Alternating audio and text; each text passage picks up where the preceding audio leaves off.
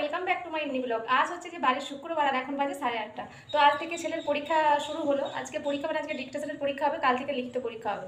তো ছেলেকে 8টার সময় স্কুলে রেডি করে দিয়ে চলে গিয়েছিলাম একটা মানে বড় কাজ করতে। চলো কি কাজ করতে গেছিলাম সেটাই দেখাই।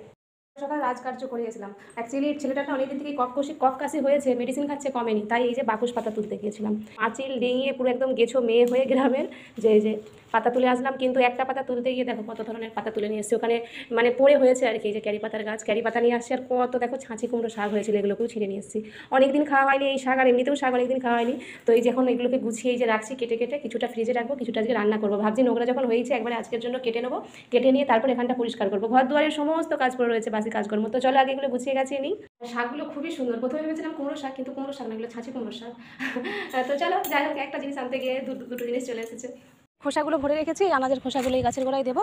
আর এই যে লাল বাকসের পাতা তুলে নিয়ে এসেছি শিকড় শুদ্ধ, এই গাছটা একটু পুঁতে দেবো, বুঝেছো? কারণ ছেলের মাঝে সঙ্গে ঠান্ডা লাগলে তো খাওয়ানো যাবে, সবসময় আনতে যেতে হবে না। তো চলো, আমার ভাতটা একটু নরম হয়ে গেল। তো এখানে এই যে শাকের চচ্চড়ি হয়ে গেছে, একটু জলটা মরবে। আর এখানে উচ্ছে দিয়ে বরবটি দিয়ে আলু দিয়ে ভাজা করছি।